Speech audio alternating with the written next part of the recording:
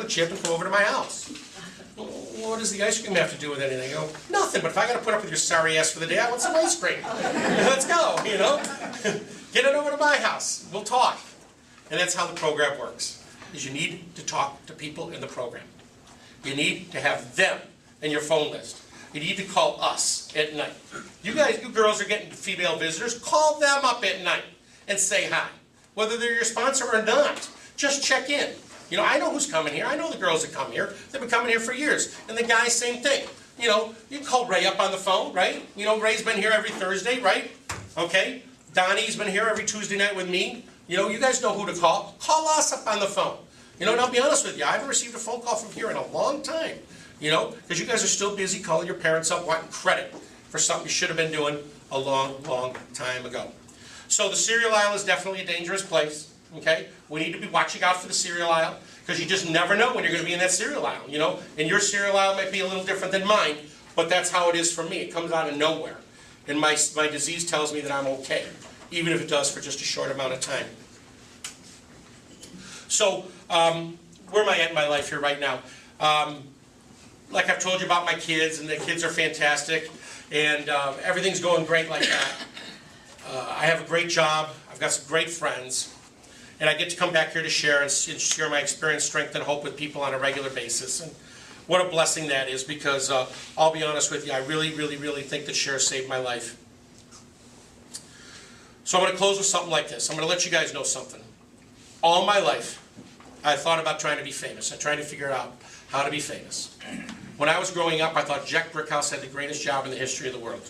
You know, doing Cub games, White Sox games, Bear games, but he also was there at the '68 convention in Chicago. You know, what a job this guy had, okay? And I thought if I could just be Jack Brickhouse and announce Cub games, what a great life that would be. And then I started seeing comedians, Rodney Dangerfield, George Carlin, and I just loved that. I just thought this was the greatest thing going. Well, needless to say, my life didn't take it that way. My life took me down the path it took me. I had a great time. My kids are great. My kids are healthy. You know, one of the greatest things I can tell you is they were 16 and 13 when they found out their dad was a crack cocaine addict, okay? I tore the rug right out from under their lives, you know what I mean? They were devastated when they found out what I had been doing. And it took a while, and it certainly wasn't under my schedule, okay? Because they were pissed, and why should they be, right? But today I'm dad. And you can call me a lot of different things, okay? And I am called a lot of different things. But when those two kids call me dad, this has all been worth it, you know? Whatever it took to get to this point has been worth it. I wouldn't trade it for anything. It's the path I had to take to get to where I am. I wish some of it didn't happen, but it did. And it's what got me here to be the man I am today. This is the best version of me I've ever been. Okay, the healthiest. Okay, the most honest. On it goes. The best boyfriend, the best sponsor. This is the best I've ever been in any of this stuff. So I'm so grateful to this program for giving me the chance. But when it came to being famous, it didn't work out for me. Until I came here. Now, everywhere I go, people know who I am. I go to meetings in Aurora. Oh, I saw you at Cher. I go to meetings in Chicago. You know, oh, I saw you at Cher.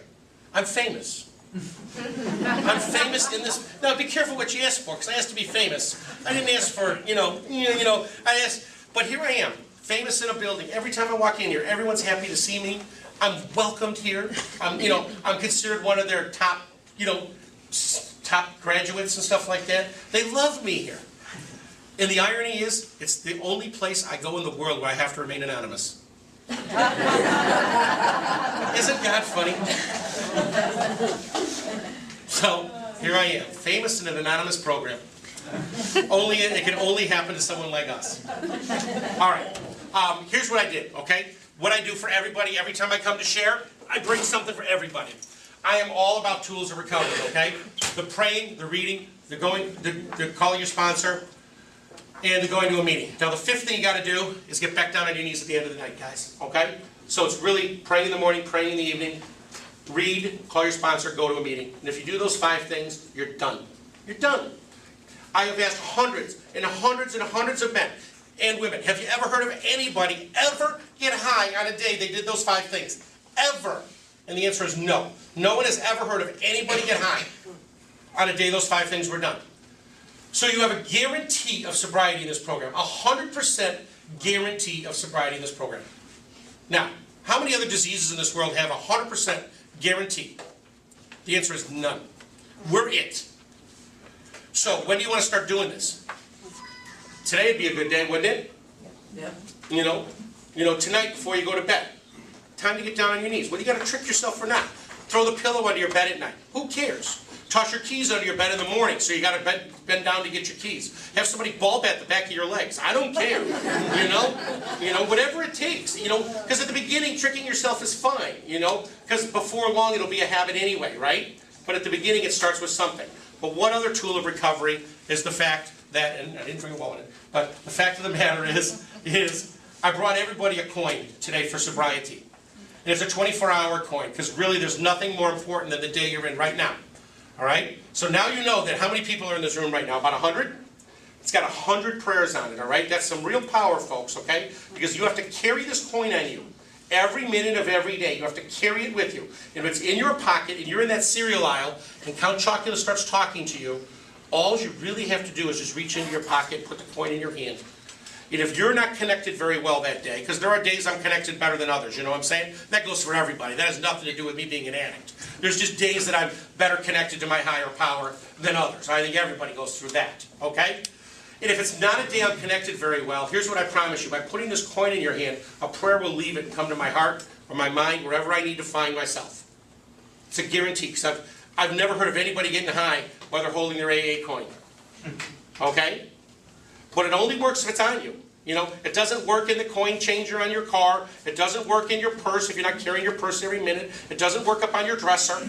All right? It only works if it's on you. All right? But these are not yours to keep. Okay? Because someday you're going to find yourself with a level of sobriety you can't imagine. You know, that your life has become better than you ever could imagine.